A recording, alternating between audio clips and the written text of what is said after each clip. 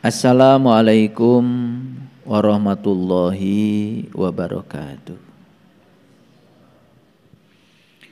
Bismillah, alhamdulillah, wa syukrillah ala nikmatillah, wa la hawla wa la quwata illa billah. Asyhadu an la ilaha illallah wahdahu la syarikalah, wa asyhadu anna Muhammadan abduhu wa rasuluh sallallahu alaihi wasallam la nabiyya ba'da. Subhanaka la ilma lana illa ma 'allamtana innaka antal alimul hakim. Subhanaka Allahumma rabbana wa bihamdika asyhadu an la ilaha illa anta astaghfiruka wa atubu ilaik. Astaghfirullahaladzim, astaghfirullahaladzim, astaghfirullahaladzim. Allazi la ilaha illa huwal hayyul qayyum wa atubu ilaih min jami'il ma'asi wa dzunub la haula wa la quwata illa billahil aliyil azim. Segala puji hanya milik Allah, Sang kehadiran, Sang keberadaan yang meliputi seluruh alam semesta tanpa batas. Beliau bukanlah suatu sosok. Beliau sendiri yang mengenalkan kepada kita lewat Al-Quran dan semua kitab suci. Beliau meliputi seluruh semesta raya. Kalau beliau meliputi seluruh semesta raya, meliputi seluruh makhluk, sebetulnya yang kita saksikan di semesta ini adalah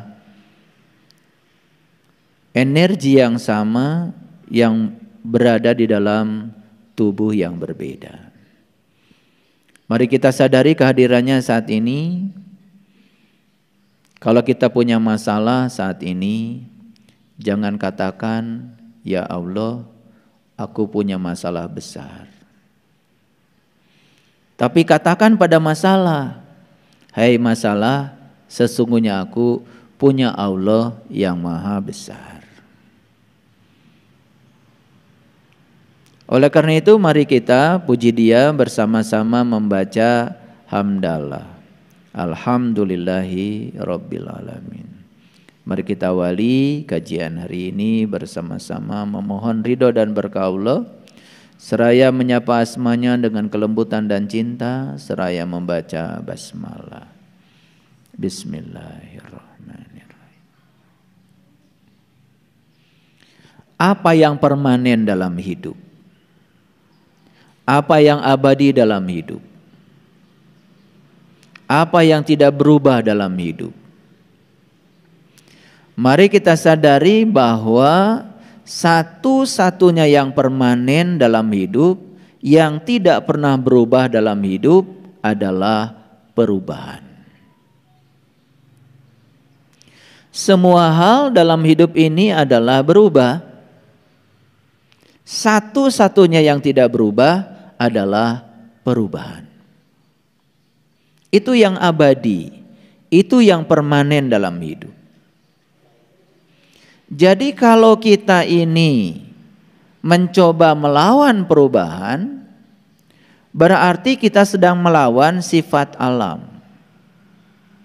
Kalau kita coba-coba melawan perubahan, bersiap-siaplah untuk menderita karena kita sedang melawan hukum alam. Dan dapat dipastikan dan dibuktikan bahwa semua orang yang melakukan proses perlawanan pada setiap perubahan, bersiap-siaplah untuk kecewa dan sekaligus juga menderita. Seorang suami yang tidak siap menerima perubahan istrinya, dulu umur 20 seperti itu. Umur 25 seperti itu. Umur 30 seperti itu.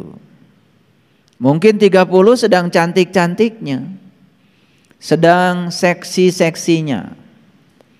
Umur 40 jadi seperti ini. Umur 50 berubah lagi. Umur 60 berubah lagi. Bayangkan ya, seorang suami yang sudah menikah selama 30 tahun, 40 tahun, menginginkan istrinya tetap seperti waktu usia 20 tahun, pasti akan menderita. Pasti akan kecewa. Pasti tidak menerima. Sama seorang istri yang ingin suaminya tetap gagah, tetap kaya, tetap banyak uang, tetap perlente, tidak mau sakit, tetap perkasa luar dalam, tetap bisa lari dengan kecepatan 60 km per jam, tidak mau menerima suaminya jalan diseret-seret, ingin seperti dulu terus gagahnya, bersiap-siap saja menderita. Jadi penderitaan jelas bukan karena perubahan.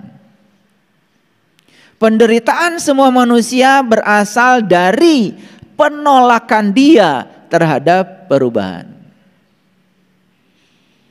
Jadi saya pastikan siapapun manusia yang siap menerima perubahan dan membiarkan perubahan itu apa adanya, saya pastikan dia akan bahagia setiap saat.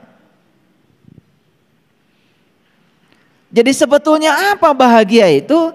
Ternyata bahagia itu sederhana. Menerima setiap perubahan apa adanya. Dalam bahasa yang lebih bijaksana lagi, membiarkan setiap perubahan berlalu, berjalan apa adanya. Nah, ada kata-kata membiarkan. Nah, kata-kata membiarkan ini harus dipahami. Membiarkan ini sebetulnya menerima kehadiran ilahi. Membiarkan itu artinya adalah mengembalikan semuanya kepada kesadaran murni. Membiarkan itu artinya percaya bahwa di balik semua perubahan itu ada sang keberadaan yang berjalan. Ada sang kehadiran. Itu namanya membiarkan. Karena kalau saya tidak beri penjelasan tentang kata membiarkan, bisa jadi kita salah persepsi. Karena membiarkan artinya adalah cuek saja.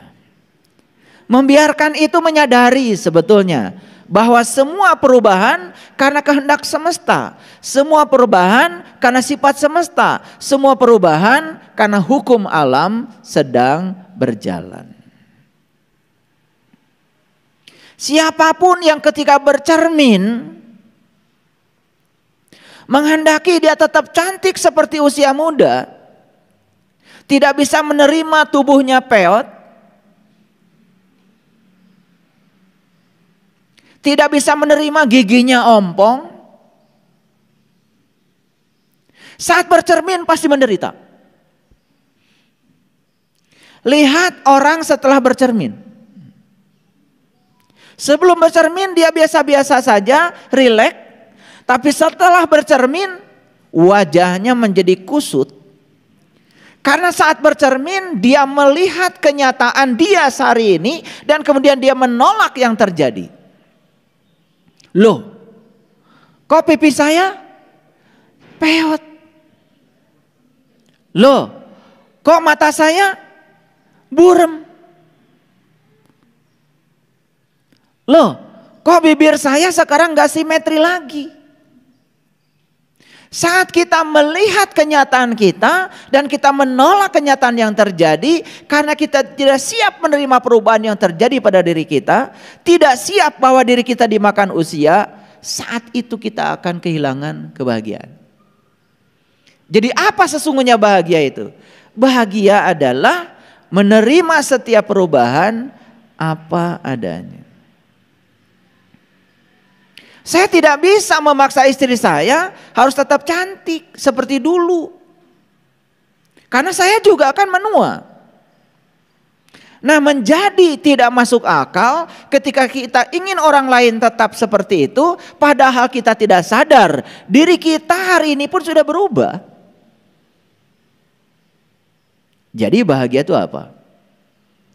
Menerima setiap perubahan sepenuhnya, apa adanya, dan tidak menolaknya. Saya pastikan kita akan bahagia setiap saat.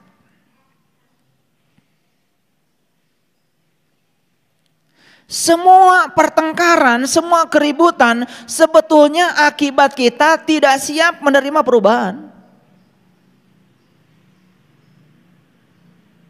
Betul apa tidak? Yuk kita sadari.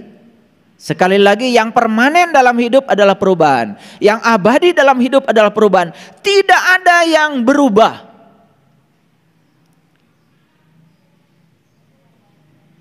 Dengan perubahan. Dan semua hal berubah kecuali satu. Perubahan. Apa yang tidak berubah di semesta ini? Semuanya berubah kecuali satu. Perubahan. Nah, perubahan itu ada dua. Satu, perubahan yang bersifat alami. Yang kedua, perubahan yang bisa direkayasa oleh kita supaya perubahan itu terjadi. Nah, oleh karena itu, dan hari ini saya akan berbicara topik khusus, yaitu hijrah. Nah, apa sesungguhnya hijrah itu? Karena kita sering mendengar hijrah, hijrah, hijrah.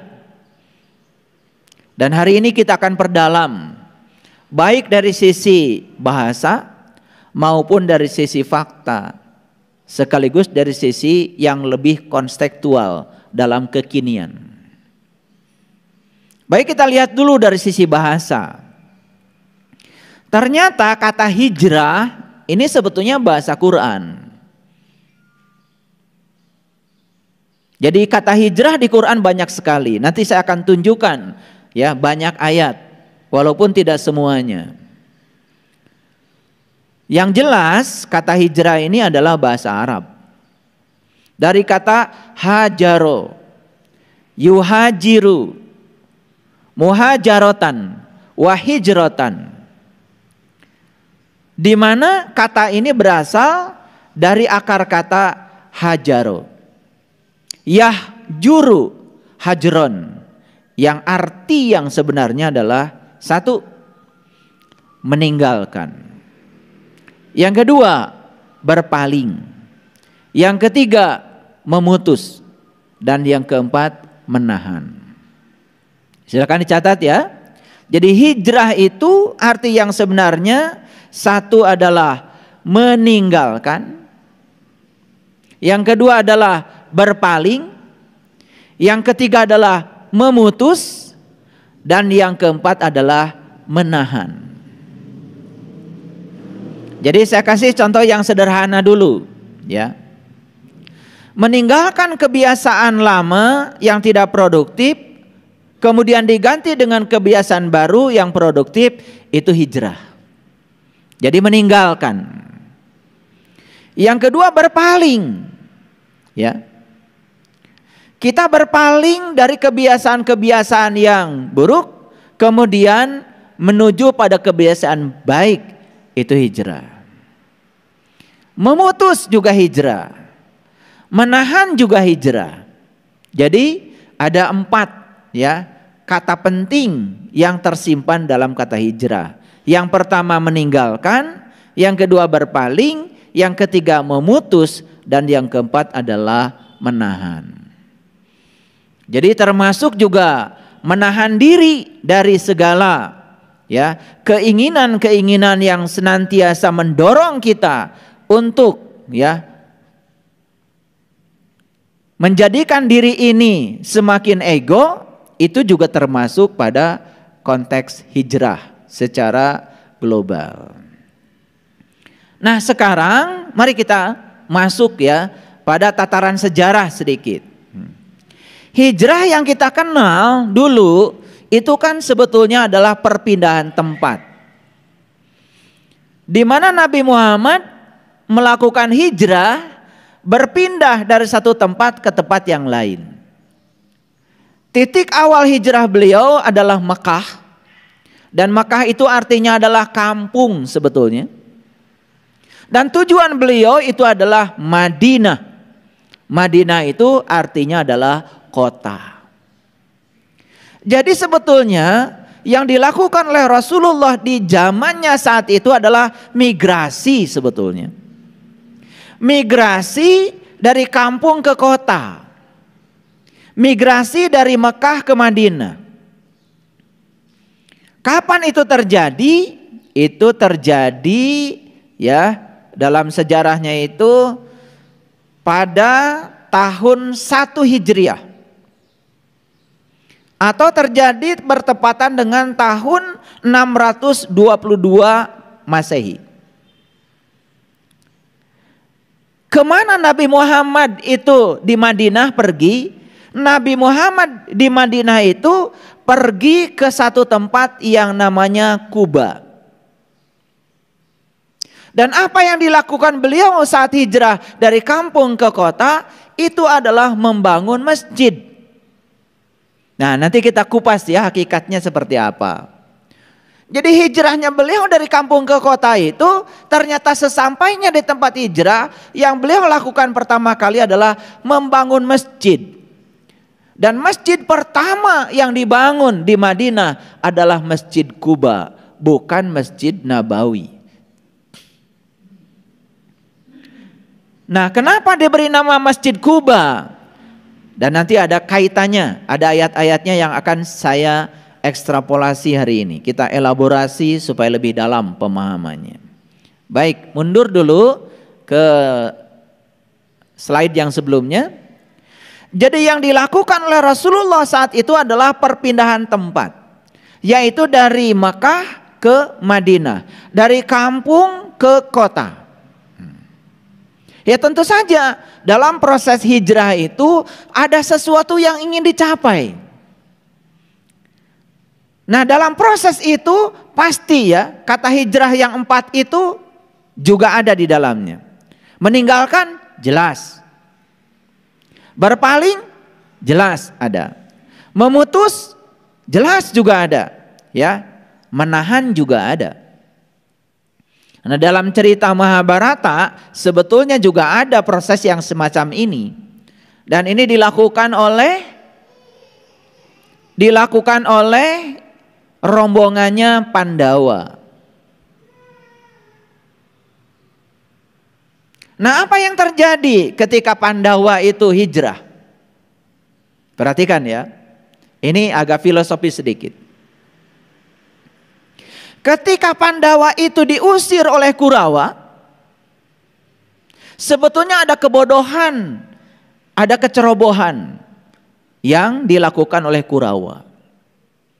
Apa kira-kira kecerobohannya? Kalau Pandawa tidak diusir oleh Kurawa, seluruh tahapan-tahapan perkembangan yang dicapai oleh Pandawa diketahui Kurawa. Tapi begitu diusir oleh Kurawa, maka semua tahapan-tahapan yang dicapai oleh pihak Pandawa sama sekali tidak diketahui oleh pihak Kurawa. Maka Kurawa itu menjadi kalah oleh Pandawa karena buta kekuatan akibat kesalahannya sendiri mengusir pihak Pandawa. Makanya hati-hati ya, ketika seseorang diusir malah tidak terpantau. Tidak bisa diikuti tahap-tahapan perkembangan yang dia bisa lalui. Bahkan bisa jadi menimbulkan satu kekuatan. Itu juga yang terjadi pada Rasulullah. Jadi sebetulnya beliau itu pindah ke kota, pindah ke Madinah, sebetulnya satu, membangun sebuah kekuatan. Toh pada akhirnya kan beliau kembali lagi ke Mekah. Setelah memiliki sebuah kekuatan, setelah memiliki beberapa perubahan-perubahan kesadaran. Jadi walaupun kelihatannya di situ hanya pindah tempat, Tetapi saya yakin di balik perpindahan tempat itu ada transformasi batin yang diinginkan Rasulullah. Ada transformasi kesadaran yang diinginkan oleh Rasulullah. Maka yang pertama kali bangun ketika beliau pindah ke Madinah adalah masjid. Apa masjid itu? Kan dari kata masajid. Masajid itu adalah tempat sujud. Masajid itu tempat sujud. Ya tentu saja sujud yang dimaksud itu bukan sujud secara harfiah, bukan sujud secara fisik. Karena banyak orang secara fisik melakukan sujud, tetapi sesungguhnya secara mental, secara spiritual dia tidak sujud. Dan sujud yang melahirkan kekuatan yang dahsyat dan luar biasa adalah sujud bukan secara fisik, tapi sujud secara mental, sujud secara spiritual. Ini sebetulnya yang akan dicapai. Makanya tempat pertama yang beliau bangun adalah masajid, yang kemudian disebut masjid. Masajid itu dari tempat sujud. Nah, sujud kepada siapa? Nah, ini yang harus kita korek ya. Kalau berbicara transformasi batin, jelas sujud yang dimaksud adalah meningkatkan kepasrahan diri secara total, bahwa di dalam diri setiap manusia itu ada satu kekuatan besar yang harus diakses oleh setiap manusia, yaitu kekuatan yang maha dahsyat pada setiap manusia adalah kekuatan ilahi. Kan beda ya, orang yang kerja merasa dirinya bisa, dia akan berbenturan dengan berbagai macam keterbatasan. Tapi orang yang bekerja, saat bekerjanya lillah, saat bekerjanya billah, saat bekerjanya bismillah, saat bekerjaan mengaplikasikan alhamdulillah, itu dahsyat. Itu yang disebut dengan mengakses sesuatu yang tanpa batas. Mungkin para sahabat ada yang punya pengalaman. Ketika kita bekerja, merasa diri kita bisa, terlalu percaya pada diri sendiri, tidak melibatkan satu kekuatan semesta yang luar biasa, makanya pekerjaan kita menjadi sangat biasa. Jadi saya pernah ya pada satu kondisi tertentu harus mengerjakan pekerjaan dalam waktu singkat dan pekerjaannya kena deadline. Pada saat itu kemudian kita memaksakan agar pikiran kita mampu melakukannya, kita akan berbenturan keterbatasan. Kemudian kita serahkan kepada dia, billah. Jadi billah artinya apa? Bersama dengan Allah. Jadi kekuatan yang sedang dibangun oleh Rasulullah adalah menegaskan lillah, menegaskan billah, menegaskan bismillah, dan menegaskan alhamdulillah. Dicuci bersih para sahabat di situ sehingga memiliki satu kekuatan yang dahsyat. Dan setelah itu kemudian kembali ke Mekah dengan kesadaran yang berbeda. Dan di situ terjadilah proses ya yang sangat luar biasa, di mana Mekah hanya dalam waktu singkat bisa ditundukkan oleh rombongan Rasulullah pasca hijrah. Paham sampai di sini ya? Oke, pahami ya pelan-pelan.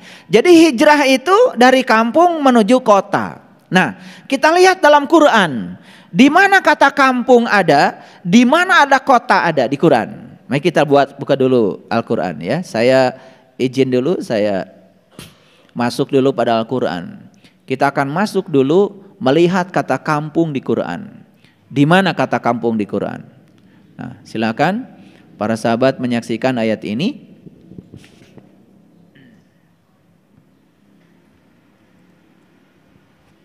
Ya, semoga bisa kelihatan dari belakang ya. Yuk kita lihat ayat ini ya. Dan sesungguhnya kalau kami perintahkan kepada mereka. Nah, kami di sini adalah Allah. Siapa mereka? Ternyata mereka di ayat ini adalah Bani Israel. Siapa Bani Israel? Bani itu adalah kaum, kelompok, Isra itu hanya berjalan, El itu Tuhan. Jadi Bani Israel adalah siapa saja orang yang mau berjalan menuju Tuhan, itulah Bani Israel. Apa pesan Allah kepada Bani Israel? Ini pesannya. Bunuhlah dirimu dan keluarlah kamu dari kampungmu. Ini perintah sangat luar biasa. Perintah simbolik yang sangat luar biasa. Jadi Bani Israel ini disuruh untuk bunuh diri. agar dia bisa keluar dari kampung. Kampung identik dengan kegelapan. Kampung identik dengan keterbelakangan. Kampung identik dengan kebodohan. Kampung identik dengan jahiliyah, kira-kira begitu. Ya, itu adalah simbolik dari kampung. Dan ternyata untuk meninggalkan kampung kita harus bunuh diri. Nah, dalam ayat ini bunuh diri ini ternyata bagus karena diperkuat oleh pernyataan berikutnya. Saya bacakan ya. Niscaya mereka tidak akan melakukannya kecuali sebagian kecil dari mereka. Dan yang berhasil bunuh diri hanya sebagian kecil saja. Ayo kita perhatikan. Diri itu yang mana? Nah, kalau berbicara tentang diri yaitu nafs. Nah, diri itu adalah nafs. Dalam bahasa lain, diri itu sering juga disebut dengan ego. Jadi perintah bunuh diri sebetulnya adalah bunuh ego. Apa ego itu? Ego itu adalah pikiran palsu kita. Ego itu adalah diri palsu kita. Diri yang dikendalikan oleh pikiran yang tidak tercahayakan oleh nur ilahi. Itu yang disebut dengan diri palsu. Jadi sebetulnya perintah bunuh diri di sini adalah perintah untuk membunuh diri palsu kita. Karena ego cuma dua. Sering saya ulang-ulang. Yang pertama makanan ego adalah rakus, tamak, serakah terhadap apa yang kita ingin. Dan yang kedua makanan ego adalah benci terhadap apapun yang tidak kita ingin.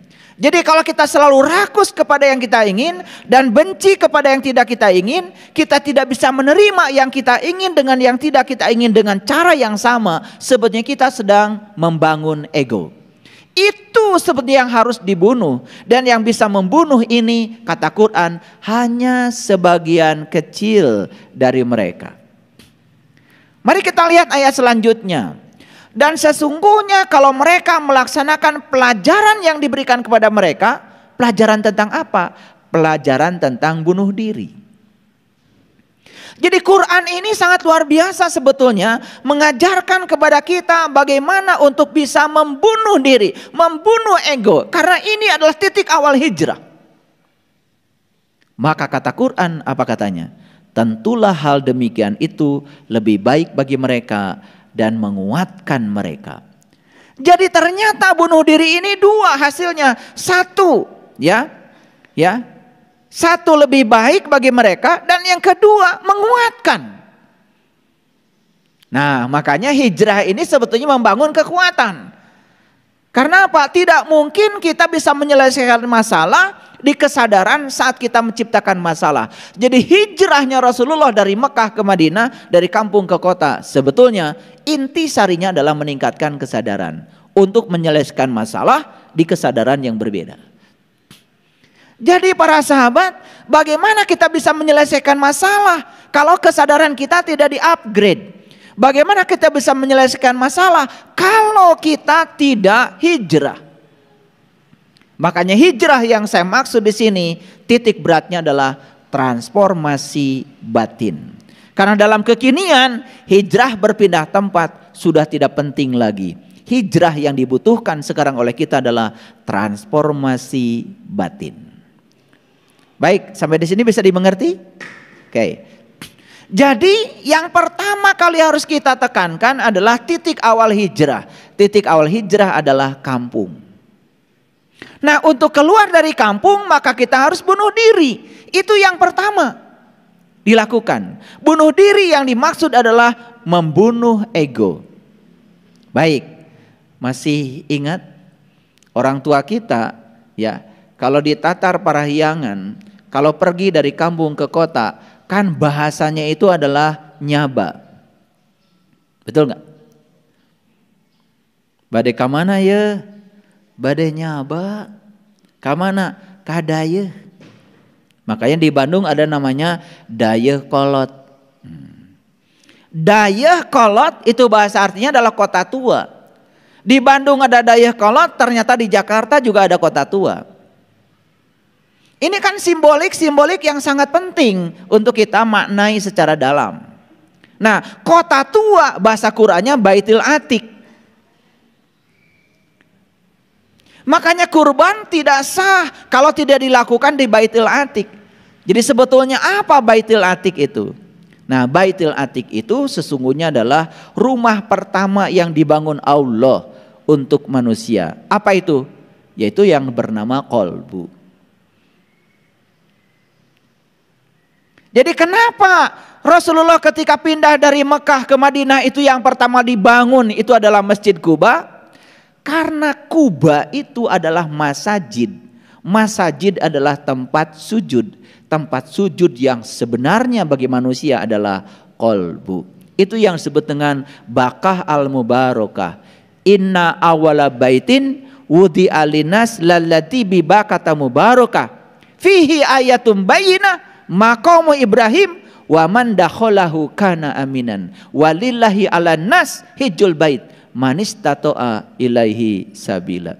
Jadi sebetulnya simbolisasi Rasulullah ketika pindah dari Mekah ke Madinah sampai di Madinah membangun Masjid Quba itu sebenarnya relevansinya sangat luar biasa dengan hijrah transformasi batin. Baik, sampai sini mengerti? Oke. Jadi titik awalnya di mana? Kampung. Nah, titik akhir perjalanan hijrah itu adalah kota. Nah, di mana kota itu ada?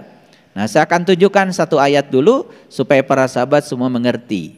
Saya akan tunjukkan kata kota di Quran di mana. Nah, kata kota di Quran adanya di sini, yaitu di Quran surat Al-Kahfi. Nah, surat Al-Kahfi saya akan klik dulu, yaitu ayat yang ke-19. Nah, baik, saya tunjukkan di sini ada kata kota. Nih, saya tunjukkan pakai cursor ya, itu kata kota. Kelihatan dari belakang?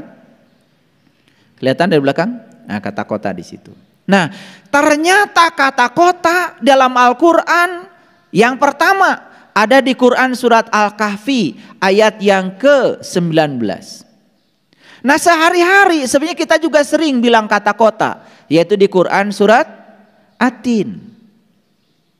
Watin wazaitun waturi sinin wahadal baladil amin. Tuh, balad. Balad itu kota. Jadi watin, apa tin itu? Demi tin. Nah, kita taunya buah tin. Buah lagi. Begitu cerita buah, makanan, perut lagi. Itu yang namanya buah seperti itu dinamakan buah tin, itu bukan Allah yang ngasih nama. Ya kita-kita juga. Karena tin yang dimaksud di Quran dengan buah itu gak ada hubungan sama sekali. Tin itu adalah sebuah lokus pada diri manusia, dan kalau kita bisa membuka lokus itu, tahu kuncinya, tahu pintunya, dan bisa masuk ke dalamnya, kita akan bertemu dengan isinya tin. Nah, yang hebat itu buah tin. Pernah tahu nggak kalian buah tin? Saya pernah punya nanam di rumah. Nah, buah tin itu ya kalau matang begitu dibuka, isinya itu persis seperti galaksi. Ada putihnya, ada merahnya, persis seperti delima. Makanya kenapa delima disebut dalima? Kan dalima itu dari Quran surat Al-Ikhlas sebetulnya. Allahu ahad, hiji tah. Allahu somad, dua tah. Lam yalid, tiga. Walam yulad, empat. Walam yakul lahu kufuwan ahad. Itu. Maka disebut dalima. Jadi sebutnya delima itu udah jadi bahasa Indonesia. Aslinya bukan delima, aslinya dalima. Dalima itu Quran surat Al-Ikhlas. Dan Al-Ikhlas itu adalah proses untuk menunggal. Sampai kita merasakan mengahad dengan Allah. Makanya perintah pertama Al-Ikhlas adalah kul. Kul itu katakan. Untuk siapa kata kul ini? Untuk yang sudah mengalami, yang sudah bisa mengahad dengan Allah, boleh ya mengatakan Allahu ahad. Yang belum merasakan bagaimana merasakan kehadirannya, belum mengahad dengan Allah, tidak boleh menyatakan Allahu ahad, karena yang disuruh untuk berkata adalah yang sudah mengalaminya. Kenapa 3 surah terakhir pakai kul? Karena kul itu perintah untuk yang sudah mengalaminya. Anda yang tidak pernah bagaimana merasakan, ya, merasakan pergi ke satu tempat, tidak boleh Anda cerita tentang tempat itu. Karena kalau cerita kan berbahaya. Apalagi kalau cuma tahu dari buku, atau tahu dari YouTube, atau tahu dari Google, atau tahu dari apa kata orang. Yang pernah saya ajak ke kampung saya, ke Garut, boleh cerita tentang kampung saya. Yang belum, cuma dapat kabar dari orang, jangan cerita. Yang boleh cerita itu yang sudah ngalamin. Makanya 3 surah terakhir pakai kul, karena apa? Itu surah terakhir, berarti kan sudah puncaknya pengalaman. Nah, kira-kira buatin tuh isinya persis kayak dalima, tetapi dalima versi kecil. Makanya kalau dibuka itu, dalamnya itu persis galaksi itu. Kayak mawar merah. Nah, di Quran dikatakan kan, mawar merah itu simbolisasi dari orang yang sudah terbuka mata kalbunya. Maka siapa yang sudah terbuka mata kalbunya, kata Quran, maka dia akan menyaksikan merah mawar. Faidang sakotis samau fakanat wardatan kadihan fabi ayyi ala rabbikuma tukadziban. Siapa yang langit ruhaninya sudah terbelah, maka dia akan menyaksikan merah mawar di dalam dirinya. Merah mawar simbolisasi dari supernova. Supernova adalah asal muasal semesta. Oh, jadi nyambung semuanya.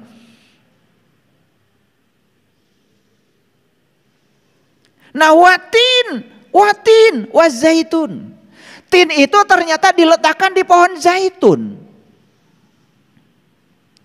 Kalau di Quran ada kata-kata zaitun, ya itulah pohon zaitun. Pohon zaitun itu adalah tubuh kita. Ini pohonnya. Nah, apa yang diletakkan di pohon zaitun? Itulah tin. Yang diletakkan di pohon zaitun itulah tin. Waturi sinin, dan di situ ada gunung. Ada puncak kesadaran. Wahadal baladil amin, dan di situ ada kota yang aman. Beruntung para sahabat yang sudah tahu cara memasuki kota yang aman itu. Wahadal baladil amin, summa rodadnahu apa? Laqad khalaqnal insan fi ahsani taqwim. Sungguh aku telah menciptakan manusia ini sempurna. Nah, kita selama ini mengartikan ayat itu keliru. Karena kita sempurna, seakan-akan makhluk di luar kita tidak sempurna. Kan pertanyaannya, adakah ciptaan Allah yang tidak sempurna? Tidak mungkin ciptaan yang maha sempurna ada yang tidak sempurna. Semuanya sempurna.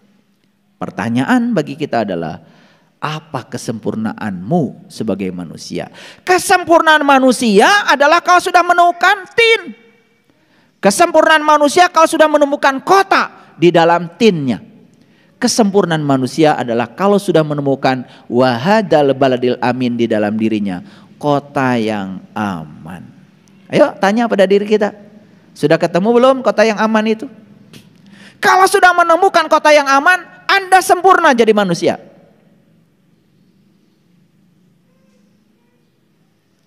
Summa rodadnahu asfala safilin. Siapa saja yang tidak menemukan kesempurnaannya sebagai manusia, maka dia akan menjadi aspal. Aspal tahu? Asli tapi palsu. Kelihatan sebagai manusia padahal bukan. Kata Quran, ulaika kal an'am. Jadi aspal itu kelihatan saja manusia, tetapi dia tidak punya aspek kemanusiaan. Kan ada tuh manusia yang serakah. Ada nggak manusia yang tidak punya rasa cinta kasih pada sesama? Ada nggak manusia yang berani membunuh orang lain semena-mena? Tidak layak disebut manusia karena tidak punya sisi yang paling unggul pada dirinya, yaitu aspek kemanusiaan. Summa radadnahu asfala safilin illal ladzina amanu wa amilus solihati falahum ajrun ghairu mamnun. Keren banget. Di situ cerita kota yang lengkap. Nah, di Quran surat Al-Kahfi juga cerita kota. Nah, mari kita lihat kota yang ada di sini. Dan demikianlah kami bangunkan mereka. Ini perjalanan siapa? Ini perjalanan Ashabul Kahfi saat masuk ke dalam gua. Siapa Ashabul Kahfi dan mana guanya? Saya kasih tahu. Ashabul Kahfi adalah orang yang sedang masuk ke dalam gua. Mana gua? Gua itu bahasa Indonesia yang sudah biasa dilakukan dan dibicarakan di Jakarta. Orang Jakarta bilang saya apa? Gua. Orang Arab bilang saya anak. Orang Jakarta udah lebih maju lagi, bilang dirinya gua. Coba. Apa gua? Saya. Mana bagian yang paling penting dari saya? Nih, dari leher ke atas. Coba kalian kalau berfoto. Kalau berfoto bersama, pasti kalian ingin tahu mana gua. Yang dicari kan elu. Betul nggak? Iya. Jadi gua itu adalah identitas diri. Identitas diri itu adanya dari sini ke atas. Itulah gua, itulah gue, itu elu, itu anak, itu aku, itu saya. Dan demikianlah kami bangunkan mereka agar mereka saling bertanya di antara mereka sendiri. Siapa yang dibangunkan? Yuk, siapa yang harus dibangunkan? Yang tidur. Siapa yang tidur? Ini adalah perjalanan Ashabul Kahfi ketika sedang masuk ke dalam gua. Ketika dia sedang meniti ke dalam diri. Dalam bahasa Quran dia itu tidur. Tidurnya pun 300 tahun dan ditambah 9 tahun. Kalau kita berpikir secara kuantitatif, berapa umurnya ya? Tidurnya saja 300 tahun dan ditambah 9 tahun. Itu bahasa Quran. Itu lagi-lagi bahasa simbolik. Jangan dipahami letterlek. Kalau tidurnya 309 tahun, dan bahasa Quran bukan 309 tahun. Tidurnya itu 300 tahun dan ditambah 9 tahun. Jangan dijumlahkan jadi 309 tahun. Karena itu bahasa simbolik. Ini PR dari saya, silakan cari sendiri. Jangan semua pengen dikasih tahu, enak aja.